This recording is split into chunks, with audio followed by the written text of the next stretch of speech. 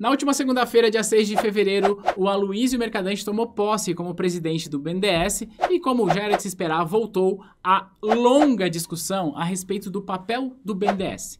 O BNDES, ele emprestou dinheiro para Cuba, para Argentina, para Angola, o BNDES tomou calote desses países e agora ele vai fazer de novo? É sobre isso que eu quero falar com você nesse vídeo para explicar o que de fato são essas operações que o BNDES fez.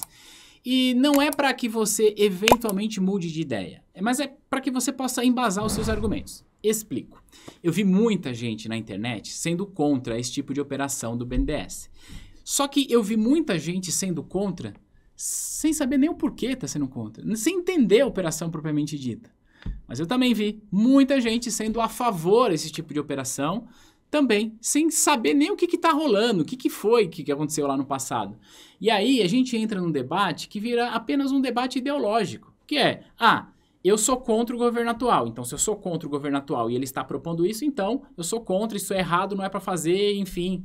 Ou o contrário, não, eu sou a favor do governo atual, eu votei no governo atual, e se o governo está propondo isso, então é bom, eu apoio. Meu objetivo aqui não é fazer você mudar de opinião, seja ela qual for. Mas é para você aprender o que é essa tal operação, por que ela existe e qual é o argumento técnico por trás disso. Fechado? Então vamos lá, meu nome é Thiago Feitosa, você está no canal da T2 Educação e aqui eu ajudo você a passar nos principais exames de certificação do mercado financeiro, mas além disso eu ajudo você a ser um profissional de mercado com profundidade, sair da superfície, porque aqui eu trago estudos de casos como esse. Bom, vamos lá, se inscreve no nosso canal e vem entender essas operações do BNDES. Bom, primeiro, é verdade que o BNDES emprestou dinheiro para países que tomou calote? É, mais ou menos. Essa história não é bem assim. Sim, é verdade que existem países devendo para o BNDES, mas essa história não é bem assim. O que o BNDES faz não é mandar dinheiro para outro país. É fazer um programa chamado de financiamento à exportação de serviços. Antes de eu te explicar o que é isso, eu quero fazer uma analogia com outro setor da economia, tirando, inclusive, um banco público dessa jogada. A gente vai pensar em um produtor de soja e um banco privado, tá? Só para você entender esse lance da exportação. Imagina um determinado produtor de soja que vai até um banco privado e solicita uma linha de crédito para financiar a produção de soja. Porque quando essa produção de soja ficar pronta, ele vai vender para a China e ao vender para a China, ele vai trazer dólares para o Brasil. Por que essa é uma operação legítima? Por que essa é uma operação que faz sentido? Porque, veja, o produtor de soja, quando ele tem a linha de crédito, ele tem, portanto, capital para financiar sua produção. E quando ele está produzindo, ele está gerando emprego, gerando renda e gerando, inclusive, arrecadação de impostos, certo? O banco, por sua vez, emprestou dinheiro, espera receber com juros, faz parte da sua operação. E quando esse produtor de soja vende a soja para outro país, o que acontece? Há uma entrada de dólares aqui no país e isso favorece a nossa balança de pagamentos. Se a gente traz mais dólares para cá, nossa balança de pagamentos fica positiva. Nós temos com isso, portanto, uma tendência de queda no preço do dólar. E aí, se o dólar cai, isso impacta positivamente na nossa inflação, diminui a inflação e assim sucessivamente. Então, do ponto de vista técnico, financiar a exportação de um produto ou de um serviço, que é o que o BNDES se propõe a fazer, faz todo sentido, porque é uma operação economicamente viável, partindo do princípio que as coisas são feitas como deveriam, certo? E o que o BNDES faz? É exatamente isso, porém, ao invés de exportar produto, agora estamos falando de exportar serviço. E aí eu vou compartilhar aqui com você esse site aqui do próprio BNDES, que ele explica sobre esse lance de exportações de serviços. Olha só, por que o BNDES investiu em obras no exterior? E aí, escrito no site do BNDES, quando a gente ouve falar em dinheiro que foi enviado para fora, na verdade, estamos falando dos financiamentos à exportação de bens e serviços de engenharia brasileira. Então, uma empresa brasileira que pega essa linha de crédito para prestar serviço em outro país. Portanto, o dinheiro é pago em reais, é pago no Brasil. Olha o que está escrito aqui, ó. O BNDES desembolsa os recursos exclusivamente no Brasil, em reais, para empresa brasileira à medida que as exportações vão sendo realizadas. Mas, aqui vem um ponto, quem fica com a dívida é o país estrangeiro, porque ele é o responsável por fazer o pagamento, que deve ser feito com juros, em dólar ou euro. Beleza? Então, entendeu? O BNDES não manda dinheiro para fora, ele financia a empresa cujo país tem obrigação de pagar. E aqui eu já quero destacar um ponto que eu vi na internet, algumas pessoas falando sobre isso. Pessoas que são a favor desse tipo de operação, que eventualmente não entenderam tudo, eu vi gente compartilhando isso aqui, ó. Foram desembolsados cerca de 10 bilhões de reais entre 98 e 2017 para empreendimentos em 15 países, sendo que 12,8 bi retornaram em pagamentos de valor principal da dívida e juros até setembro de 2022. Eu vi uma pessoa especificamente falando assim, olha, eu não sei por que esse pessoal está reclamando, porque olha, o BNDES emprestou 10 bi e voltou 12, então o BNDES teve lucro nessa história. Ora, calma lá. O que você está me dizendo é o seguinte, tá tudo bem, você emprestou o dinheiro para o seu cunhado e ele não te pagou, você vai emprestar de novo porque outra pessoa pagou. Não me soa muito razoável isso. Mas além disso, a gente precisa considerar o seguinte, em quanto tempo que saiu esses 10 e voltou esses 12? A gente pode olhar a variação cambial aqui desse período? A gente pode considerar a inflação aqui desse período? Isso a gente precisa considerar, mas eu não vou entrar nesse detalhe. E aqui ele vai falar sobre as dívidas, ó. Deste total desembolsado, 89% ocorreram em favor de apenas 6 países. São eles, em ordem decrescente a saber, a Angola, então o primeiro país que recebeu recursos de mão de obra brasileira sendo exportada, né? A Argentina, o segundo, a Venezuela, República Dominicana, Equador e Cuba. Então, esses são os países que receberam recursos de financiamento à exportação do BNDES. E aí, olha só, pergunta, houve inadimplento nos pagamentos desses países? Sim.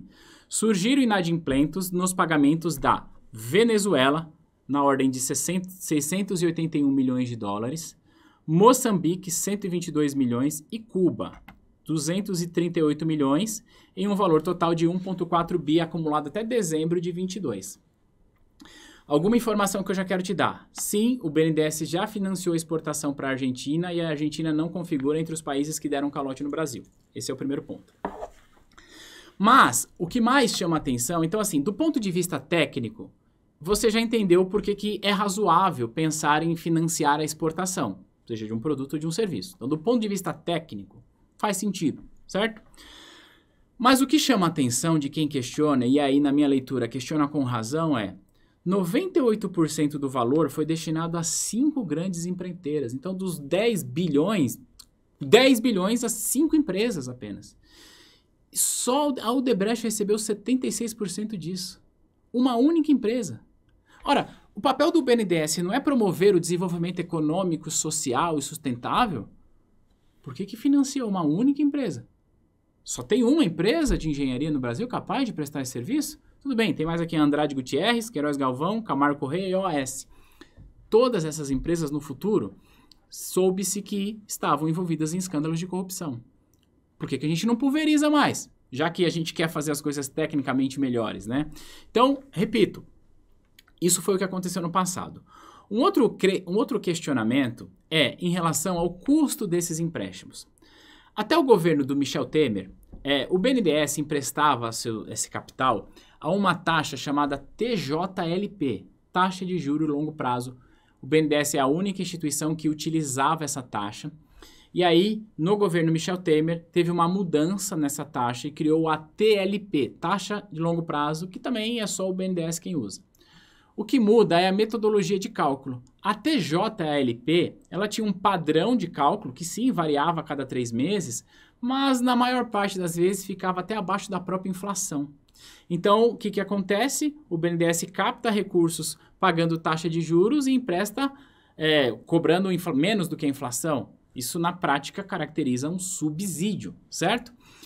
A título de exemplo, eu quero mostrar aqui, ó, só para que você possa ver. Claro, eu vou pegar um recorte do maior período de inflação, nem sempre foi assim, mas para que você possa entender. Ó.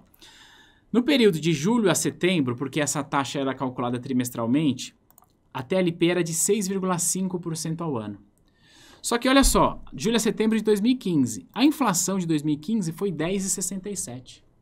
Então, na prática, o que acontecia é o seguinte, o BNDES emprestava um dinheiro, a TJLP, esse dinheiro, supondo que ele foi integralmente pago. Só que na hora que ele foi pago nominalmente um valor maior por conta dos juros. Mas em termos reais, o valor que o BNDES recebeu é menor do que o que ele emprestou por conta da inflação. Isso precisa ser levado em consideração. Hoje, a gente não usa mais a TJLP do jeito que era. A gente usa a TLP, que foi alterada no governo do Michel Temer, e tem ali um escalonamento para que ela seja cobrado algo muito parecido com a nossa taxa da NTNB de 3 anos. Então, vai ser a inflação e mais alguma coisa, se for mantida essa taxa, claro. Então, o que eu te expliquei até agora é o que é esse financiamento à exportação, que do ponto de vista técnico, ora, faz sentido a gente financiar a exportação, seja de produto ou de serviço, bancos privados fazem isso, bancos públicos fazem isso, a gente só precisa ver o que está por trás disso. Como eu mostrei, o Brasil já emprestou dinheiro, vamos voltar aqui, ó. Vamos voltar aqui, ó, para Angola, Argentina, Venezuela, República Dominicana, Equador e Cuba.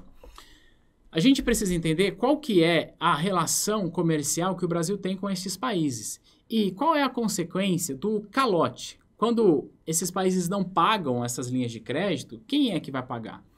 E aí eu quero primeiro apresentar para você o FGE, que é o Fundo de Garantia à Exportação, que ele funciona muito parecido como o Fundo Garantidor de Crédito, lá, o FGC, mas ele foi criado lá em 97 e em 98 o Tesouro fez um aporte nesse fundo.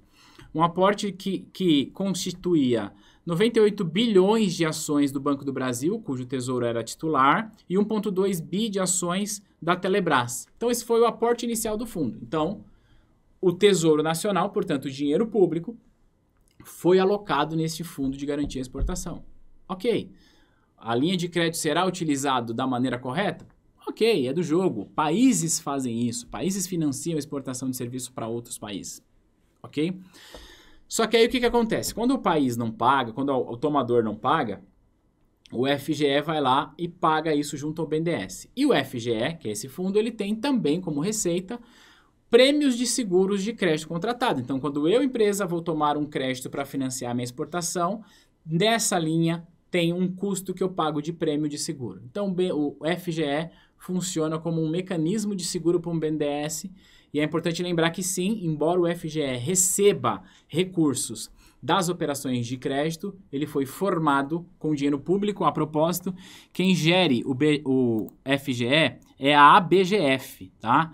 Ó, Associação Brasileira Gestora de Fundos de Garantidores e Garantias.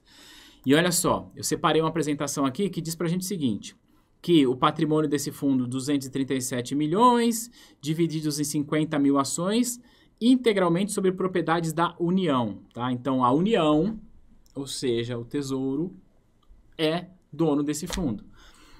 Então, basicamente, o que eu te expliquei agora foi isso. Agora, eu quero voltar em um assunto, que é o assunto especificamente da Argentina. Olha só, voltando aqui tecnicamente para financiamento de exportação, vamos voltar. Um produtor de produto ou serviço se financia para exportar esse produto ou serviço para outro país. Isso favorece a geração de emprego aqui, favorece a nossa balança de pagamentos, que, portanto, favorece o dólar e que, portanto, tem impacto bem positivo na inflação, certo? Só que vamos expandir um pouco mais esse nosso raciocínio? O que eu quero mostrar aqui para você agora é o seguinte, ó. Isso que está na tela é a relação dos países parceiros comerciais do Brasil. De tudo que o Brasil exporta, 27% nós vendemos para a China, 11% daquilo que nós vendemos para os Estados Unidos e 4,6% vendemos para a Argentina. O que mostra para a gente que a Argentina é nosso terceiro principal parceiro comercial. E, portanto, dessa forma, nós temos interesse comercial com os nossos vizinhos, com os irmãos. Um outro dado que eu quero te mostrar é este aqui. O que você está vendo na tela agora é os países que a Argentina importa. Então, de tudo que ela importa, 22% ela está importando da China e 20% do Brasil. Portanto, para a Argentina, nós somos o segundo principal parceiro comercial, só que eles comprando da gente. O que que significa dizer o seguinte, que se eu fortaleço a minha relação comercial com esse país, eu tenho aqui um potencial comprador, né? Que no caso aqui ele compra 4% de tudo que eu produzo. Só que olha só, há alguns anos o Brasil era o principal fornecedor da Argentina. A China vem aumentando, a tua penetração vem aumentando e hoje ela ocupa o principal papel de fornecedor para a Argentina. E essa briga comercial entre países é normal, porque os países vão criando relações diplomáticas, relações comerciais para favorecer as suas respectivas balanças de pagamentos. Então, tecnicamente, quando um presidente vem a público e diz que vai financiar a exportação de serviço para a construção de um gasoduto na Argentina, olha só, do ponto de vista técnico, esquece histórico de corrupção, esquece tudo isso. Do ponto de vista técnico, faz sentido. Porque isso favorece a nossa balança de pagamentos, como eu expliquei, isso gera emprego, e se essa grana for paga, gera lucro para um BNDES e ainda fortalece a nossa relação comercial. Do ponto de vista técnico, faz sentido. Agora, o que se questiona, e na minha leitura questiona-se com razão, é o histórico disso. Por que que o Brasil concentrou os seus empréstimos em países, por exemplo, que não têm uma relação comercial tão forte com a gente no passado? Quer ver? Eu vou te mostrar aqui. Olha só. Angola foi o país que mais recebeu recursos do BNDES no passado. Quando a gente está falando de inadimplência, ela acaba que não entra aqui, certo? Mas 3,2 bi, o Brasil tem algum interesse comercial com Angola? Daquilo que o Brasil exporta, o que ele exporta para Angola? Não me parece que a Angola tenha alguma penetração significativa nessa relação. Deixa eu mostrar mais aqui. Então, é uma coisa que a gente precisa considerar. Então quer dizer que eu só posso emprestar para países cujo eu tenho interesse comercial? Não, não necessariamente. Por quê? Bom, se esse país pagar essa dívida, lindo, gerou emprego aqui, gerou dinheiro entrando, balança de pagamento, ok. Mas o Brasil, ele tomou calote de um país chamado Moçambique, ou da Venezuela. Qual que é a relação comercial que o Brasil tem com Moçambique? Bom, enfim, a gente teria que explorar aqui. Mas aonde eu estou querendo chegar? Quem questiona esse tipo de operação e sabe o porquê está questionando, faz o seguinte questionamento. Como que essas linhas de crédito serão concedidas? Será que essas linhas de crédito serão concedidas no passado, como foi, de forma que 98% de todo o valor foi emprestado apenas para 5 empresas e que a Odebrecht recebeu 76% desse valor? Será que só existe essas empresas de engenharia no Brasil? Qual o envolvimento dessas empresas com a política? Porque na eleição de 22 não, de 18 também não, mas na eleição de 2014 era permitido, por exemplo, doação de recursos vindo de empresas. Empresas como a Odebrecht, por exemplo, doava bastante recursos à época para o PT, mas não só para o PT, para o PSDB, que era oposição à época. Porque, independente de quem ganhar, eu estou no jogo. Então a gente precisa questionar não a operação propriamente dita, mas os meios, as razões pelas quais essas operações seriam realizadas agora. Então, repito, o que eu quero demonstrar aqui para você não é para que você mude de ideia, mas é para que você possa embasar o seu argumento. Você já era contra esse tipo de operação? Se sim, coloca aqui nos comentários e ao explicar para você tecnicamente o que está por trás disso, qual a sua opinião a respeito disso? E você já era a favor desse tipo de operação? Se sim, coloca aqui. E agora que você entende as razões técnicas por trás disso, você continua a favor? Consegue argumentar melhor sobre isso? Eu, Thiago, repito, do ponto de vista técnico, é uma operação que faz sentido. Do ponto de vista puramente técnico-econômico, faz sentido. O que eu questiono é, será que essas operações seriam realizadas nos mesmos modelos do passado? Ou será que o atual governo aprendeu com os erros do passado e pretende não cometê-los mais? Eu prefiro dar o benefício da dúvida e acreditar que o governo eventualmente tenha aprendido, tá? Ponto importante. A gente vive numa democracia. Na última eleição, a maior parte das pessoas que saiu para votar escolheu o governo atual. Cabe a mim torcer para que dê certo. Ponto. Então, tira a ideologia de lado, tira o que você pensa sobre o governo A ou do governo B e começa a olhar para as coisas mais técnicas, para que você tenha argumentos mais racionais, beleza? Vamos lá assistir cenas dos próximos capítulos e eu vou, claro, acompanhando essas operações e aí, à medida que forem avançando, novidades sobre o BNDES e outras coisas relacionadas à economia e finanças, trarei aqui nesse canal, portanto, comenta que eu quero ouvir, ou melhor, eu quero ler a sua opinião a respeito disso. Se você gostou desse material, lembra, curte e a gente se vê no próximo. Tchau!